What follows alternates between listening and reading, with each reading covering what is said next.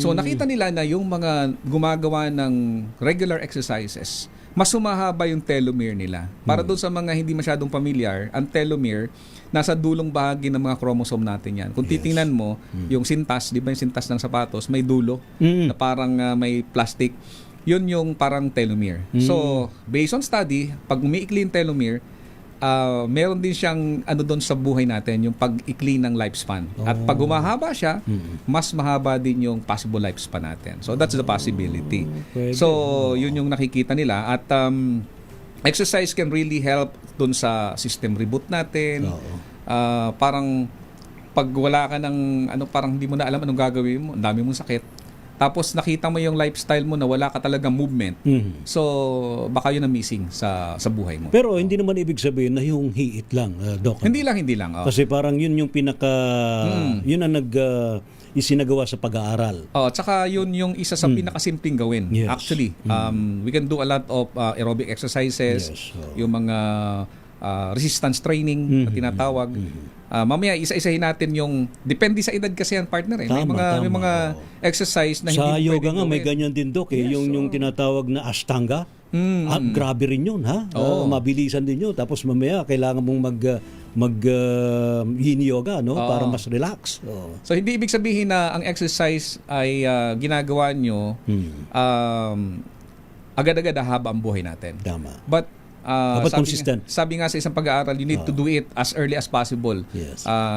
Yung nandun ka pa lang sa edad na 20, kinakailangan magpondo ka Simulan mo na. Oo. Yun yung Mag-invest ka sinasabi na dito. doon habang bata pa. So may iba-iba kasing purpose sa exercise, depende sa edad, kaya yun yung titingnan natin. Pero di mahuli ang lahat, Doc, kung may edad na, no, para mag-ehersisyo. Hindi pa naman. Hindi pa Actually, naman. ang exercise walang pinipiling edad. Oo. As long as we have muscle and we can move, we can do exercises. So, Ngayon, Doc, ano ba talaga ang proven benefits ng exercise base nga sa mga latest na pag-aaral? So ngayon, ang kagandahan, maraming research. So gusto kong ibigay lang yung pinakang proven. Okay. Unang-una sa lahat, ang exercise can help reboot. Yung term na gagamitin na reboot. Reboot. Parang computer, nire-reboot. nire-reset yung immune system natin. Oh. Because as we do exercise, mas mabilis yung circulation. So if you have something like infection, we can do exercise para mas intense yung circulation. So yung mga most active immune cells natin can reach yung mas mabilis makakarating doon sa mga areas na kailangan ng depensa ng immune system. And according to their study, mas nagiging sensitive yung way ng ating immune system to find kung may cancer cells ka o merong mga kailangang i-fix sa ating katawan because of exercise. Kasi yung nakahiga ka lang, nakaupo ka lang, hindi masyadong magiging yung immune system mo. Another thing is, number one yun sa puso.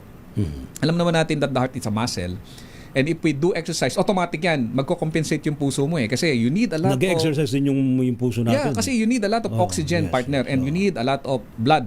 Kasi nga, you are doing something na nagpipresa sa katawan mo to recalibrate. So your heart, obligasyon niya yun to pump more blood. And by doing that, yung puso mas nagiging matibay. Kaya nga, ang tawag nila cardio. Yun ang nagmula yung tinatawag na cardio na term. Then another, if you have diabetes right now. Yan. Sana itatanong ko tungkol sa diabetic. Mga Actually, diabetic dyan. isa ito sa pag-aaral na interesting na yung mga diabetic who do exercise, kahit na sabing 150 to 300 minutes per week, ang taas ng kanyang difference doon sa mga hindi gumagawa ng exercise. Kasi once we do exercise, the body will utilize yung glucose. Yan. Alam naman natin na yung glucose, yung asukal. Yan ang number one fuel ng katawan. So pag hindi ka gumagalaw masyado, so yung katawan mo, hindi siya masyado magsusunog ng sugar. At kapag hindi siya nagsunog ng sugar o ng glucose, mas less sensitive yung insulin. Kaya lalong humihirap yung proseso ng metabolismo ng asukal ng katawan. So by doing exercise, nagiging mas advantage sa mga diabetic patient. Kaya makikita natin yung mga diabetic na nag-exercise, iba yung kanilang iba yung kanilang aura, mas batang tingnan, mas malakas ang katawan nila. Mas mabibilis na silang tumakbo eh. Oo.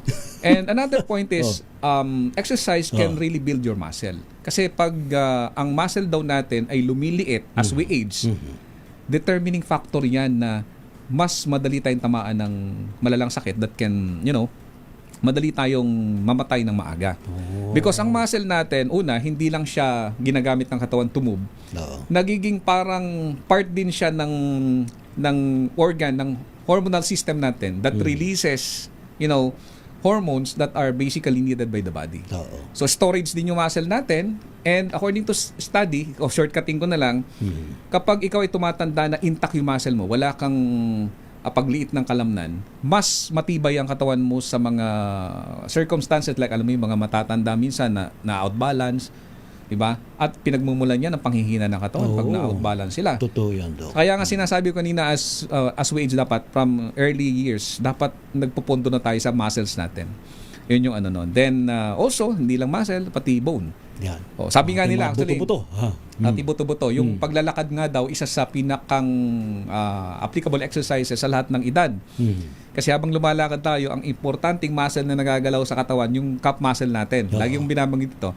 That is, they consider it as a second heart. Kasi nga as gumagalaw Ito yung yung sa muscle may binti, na yun. ho, sa likod ng binti. Yung sa picture makikita parang dalawang gano'n na parte. No?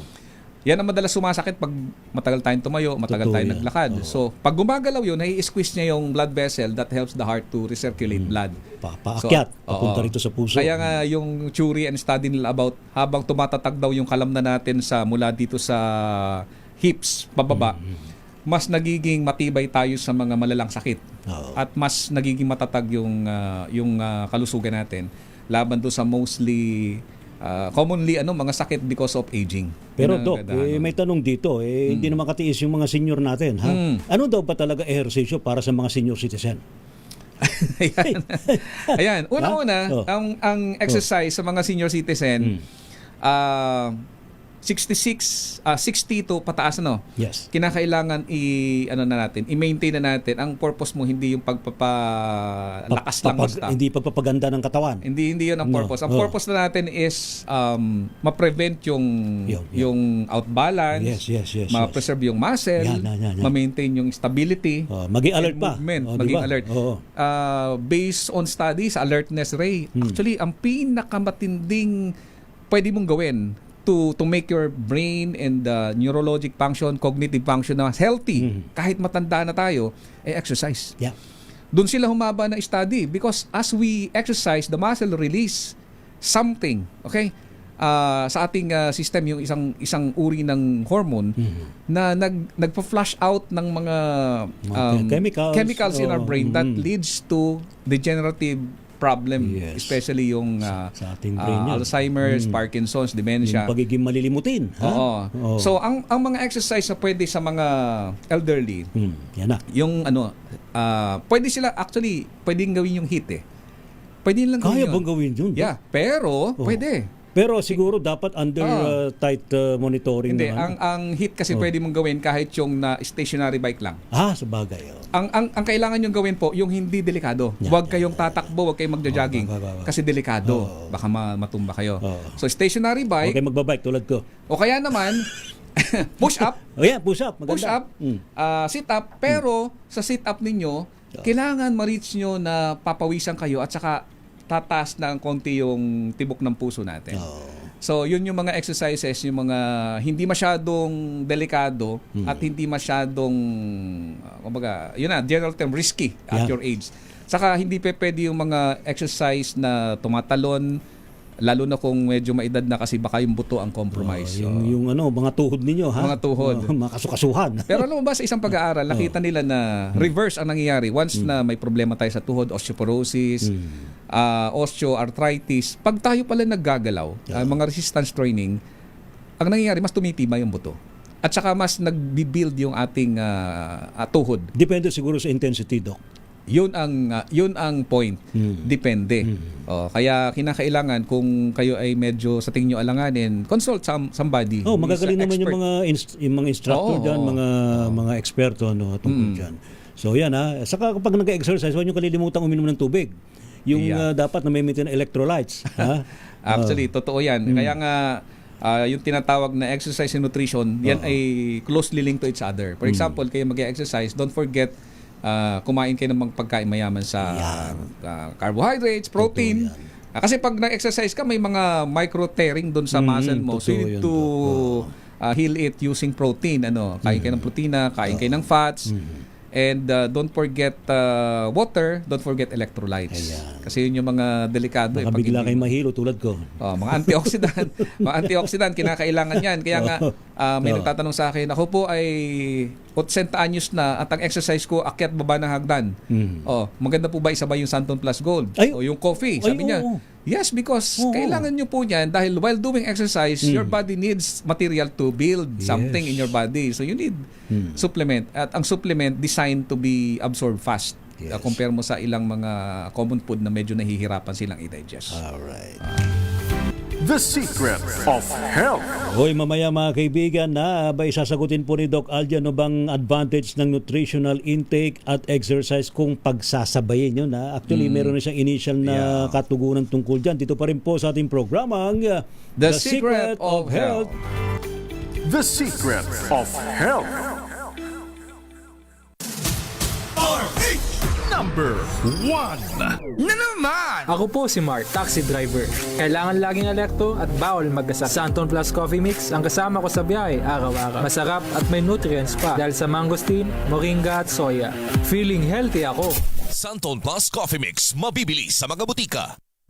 Po, hindi ako mahilig sa kape. Pero nung natikman ko ang Santon Plus Coffee Mix, inaraw-araw ko talaga. Masarap at natural. Nutritious dahil sa mangosteen, moringa at soya. Kumpleto ang araw ko sa Santon Plus Coffee Mix. Santon Plus Coffee Mix, mabibili sa mga butika. Mga sikreto at solusyon sa kalusugan. Dito lang sa The Secret of Health.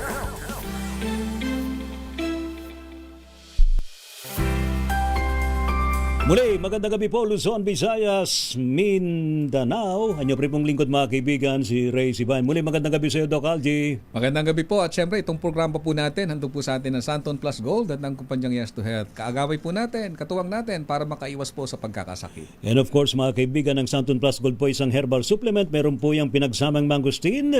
Meron din po yung moringa, garlic, ampalaya, spirulina. Natural, kaya po walang side effects. Ano po. Kaya naman po sa mga hindi pa nakasubok ko ng Santon Plus Gold, abay magtungo po sa pinakamalapit na drugstores. Available po yan sa Mercury Drug, maging sa Watson's, TGP, Southstar Drug, maging sa Shopee and Lazada.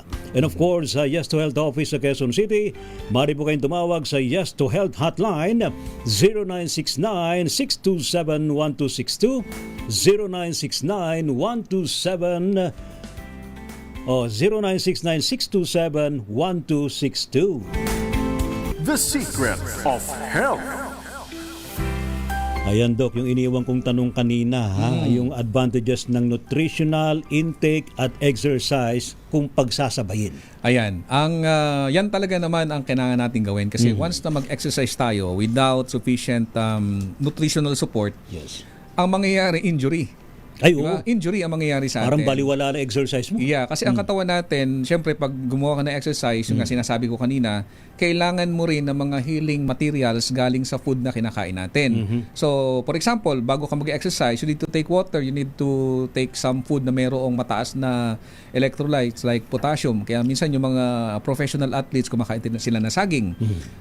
Umiinom sila ng tubig or any isotonic drinks. Umiinom sila nun.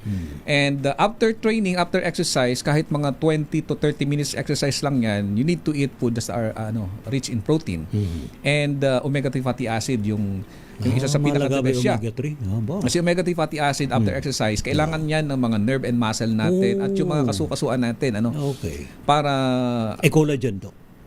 lalo na ang collagen. Kasi ang collagen kung saan actually, meron sa Santon Gold Coffee Mix, collagen. ang collagen kasi is something that is highly needed to build. Kasi nandiyan naman talaga yan sa mga tuhod natin. Every part of the body natin, especially skin, kasukasuan, muscles and bone, may collagen yan. Kasi isang protein na yan that, kumbaga yung stability ng bawat parte ng katawan, may collagen yan. Collagen ang nagpi-play ng big role dyan. So, isa rin yan sa pinakang mabilis mag-depreciate sa system natin na nagiging mitsan ng mabilis na pagtanda. Kaya kahit sinong anti-aging doctor, pag tinanong mo, Doc, ano bang magandang pagkain na para ma-prevent yung mabilis na pagtanda? So, one is collagen.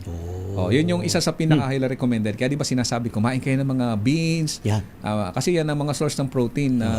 Collagen is composed of amino acids. na makakatulong. So, once you exercise and you need muscle, kasi nga yun, pag tumatanda na tayo, balikan ko lang kanina ng konti, kailangan mo lang patibayin yung natitirang kalamnan mo. Hindi mo kinakailangang i-build pa ng todo yung muscle mo. Ang Patibayin lang. Patibayin and prevention sa further loss ng Paano kung muscle. sabihin na, gusto ko pang magkamasil. Pwede naman kung kaya pa nila, depende sa edad. Kasi yung sarcopenia, kasi nag-uumpisa yan, hindi yung matanda ka na eh.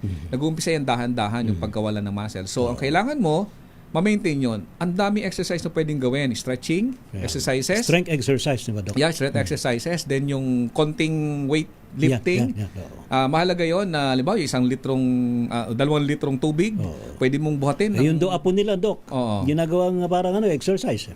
Kasi Ayun. mabigat yung apo. Kaya nga sabi sa ilang obserbasyon, kapag daw ikaw ay lolo, lola, tapos nag-aalaga ng apo, masahaba buhay mo.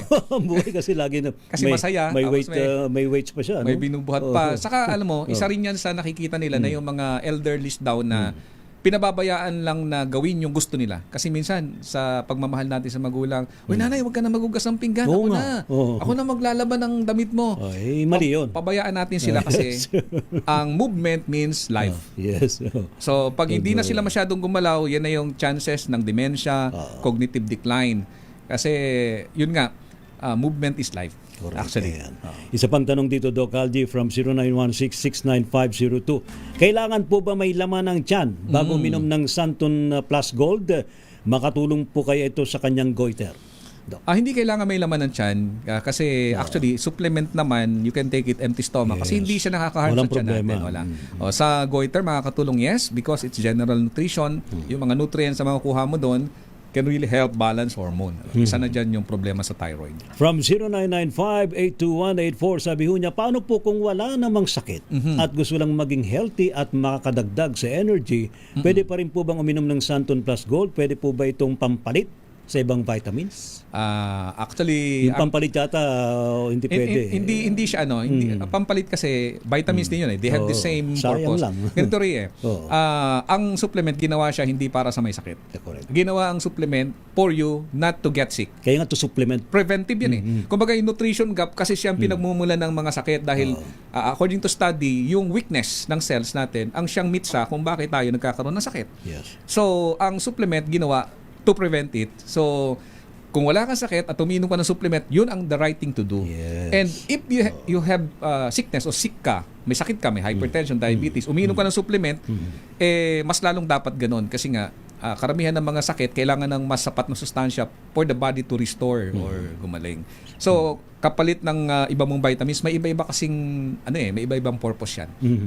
Sa general supplement, yung ating Santon Plus Gold, meron siyang plant extract na may mga traces na ng mga iba-ibang nutrients. Pero, for example, your doctor gave you vitamin D or vitamin B complex or Iba naman ang calcium. purpose nun. Targeted yon. Ibig sabihin, yun ang kailangan mong mas mataas na level. Yun ang sinabi ng doktor. Yes. So, hindi mo kailangan paltan. Dagdagan mo lang. Mas maganda nga, dagdagan mo pa, di ba? Yes. Alright. From 0927-377-223, sabi ho niya, pwede po bang pagsabayin ng Santon Plus Gold at Santon Coffee? Ano po bang pagkakaiba ng dalawa kung benefits ang pag-uusapan? Pwede siyang pagsabayin kasi una, magkapatid yan eh. Yung Santon Plus Gold, pag isinubo mo, ang panulak mo yung Santon Gold Coffee Mix. Kasi yung Santon Plus Gold, yung 5 extract ng mga herbs doon, nandun din halos sa Santon Coffee Mix, Yes. Santon Gold Coffee Mix. So, ang pagkakaiba niyan, ginawa yung Santon Plus Gold as a supplement. Yes. Pero yung Santon Gold Coffee Mix naman, ginawa yan as your alternative to your regular coffee. Kasi minsan, hindi ko sinasabing yung regular coffee masama ha. Oo. Actually, sometimes makakainom tayo niyan. Depende kung kailangan mong buhay na buhay ka. Tama. You can take that. Pero may mga tao kasi na hindi na nila matolerate yun. Especially Iba kasi may hypertension. sumasakit pa ulo. May mga ganong cases. Acidic, di ba? So, it's a safe alternative kasi instead na sabihin mong wag kang uminom niyan, mas madaling sabihin na palitan mo muna. So, hindi naman siya ibig sabihin na hindi pwedeng pagsamahin. Okay lang 'yon na pagsamahin. Ayan. From 0917-9412, sabi ho niya, okay lang po ba sa may acid reflux ang Santon Coffee? Ito po ba ay FDA approved? Ayan, pagdating sa acid reflux, yes na yes kasi marami tayong mga user ng product na yan ang kanila napansin. Yung iba dyan sa regular coffee na paborito nila, yun ang isang problema nila. Nangangasim ang tiyan Yes. dahil acidic sila. Pero they try this coffee, wala sila naramdamang As in. ganon. So, kaya masasabi ko na pwede, pero depende pa rin sa tiyan yan kung talagang may malalang problema sa tiyan. Ano. Pero most of the time naman, sinasabi, walang ganon. Ano. And FDA approved po ba yun? Yes, FDA approved po ito. Kasi mahalaga na ang produktong iniinom natin, supplement man yan o coffee, FDA approved para sigurado tayo. Ilang beses daw ho ba pwedeng uminom ng Santon Gold Coffee Mix sa isang araw, Doc? Depende sa inyo kung ano yung gusto nyo. Kung marami kayong stock sa bahay. Stock sa bahay nyo. Kasi ano Want to naman yan? For example, hindi naman kayo, wala naman kayong problema sa iniinom nating Santon Gold Coffee Mix. Kasi una, ito naman herbal ang laman. At wala din itong stimulant na gaya ng regular coffee that you need to maintain na hindi masyado magre-react yung puso mo. So sa tingin ko, depende na sa inyo yun. Kung gusto nyong inumin siya ng 3 times a day, once a day, twice a day, it's up to you. Bago raw matulog, Doc, okay lang ba yan? Okay lang. Makakatulog ba sila? Oo naman. Ako, pampatulog. Actually, may kaibigan nga ako, yung kinento ko dati. Dinala niya yung coffee para pupunta sa lamay. Sabi niya, pambihira ka naman. Ba't ako nakatulog dito? Makakatulog ka talaga. Kasi hindi po siya dinesign para para maging awake ka. Hindi siya dinesign for that. Nutritional po siya. Ngayon, kung iinumin mo siya at yung mga sustansya niya can make you relax, talagang makakatulong sa pagtulog mo ito. Ayan. Nako. So yan mga kaibigan, siksik po tayo sa ating talakayan tungkol po sa Santon Plus Gold, sa ating Santon Gold Coffee Mix. Ano po? Pero ngayon ay atin nang alamin, sino ba ang dalawang mapapalad na mabibigyan ng Santon Gold Coffee Mix gift packs? Ano ha? Doc Algie? Ayan, ito yung ating maswerteng nag-share, ay si Ma'am Jocelyn Manzano Anyora. Congrats, Ma'am Jocelyn. Ma'am Jocelyn, mahaba ng kanyang comment. Anong sabi, Doc? Sabi dito, gandang gabi sir, Doc Algie, wala na ako masabi sa husay at bisa. Galing ng Santon Plus Coffee Mix. Dati nanay ko lang ang umiinom nito, subalit ngayon, pati ako umiinom na din ng kaping ito. Dati tumikim lang ako nito. Humingi ako sa nanay ko. Ibig sabihin, dati nanay niya lang pero siya na yung gumagamit din ngayon. At maganda daw na itulong sa kanya. Yan. Salamat Ma'am Jocelyn Manzano Anyora. And next yung is, okay, wait lang ha. Si Sir Ronald Tumbaga. Uy, Sir Ronald, congrats po sa inyo. Ma'am Jocelyn. Sabi niya, yun daw iniinom niya na Santon Plus Gold at Santon Gold Coffee Mix, regular exercise kahit stationary jogging, stretching and hand grip exercises ang dahilan po kaya di ako nagkakasakit. Wow. So pinagsasabay niya, tama yung nutritional tama. and exercise. Tama ho yan. Magandang kombinasyon po yan.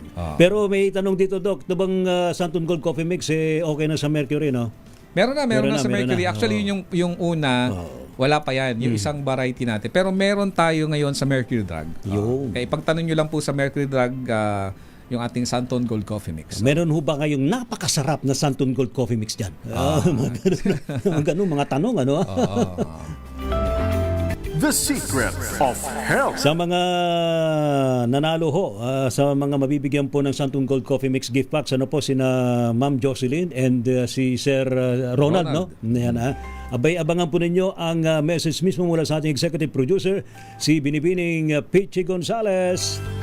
And of course, mga kaibigan, kami ho'y papaalam muna pansamantala. Dito pa rin po sa ating programang The Secret of Health, Doc. Maraming salamat mga ka-wellness at see you again next Sunday sa ating pong pagtalakay muli sa mga sekreto at solusyon sa ating kalusugan. Ayan.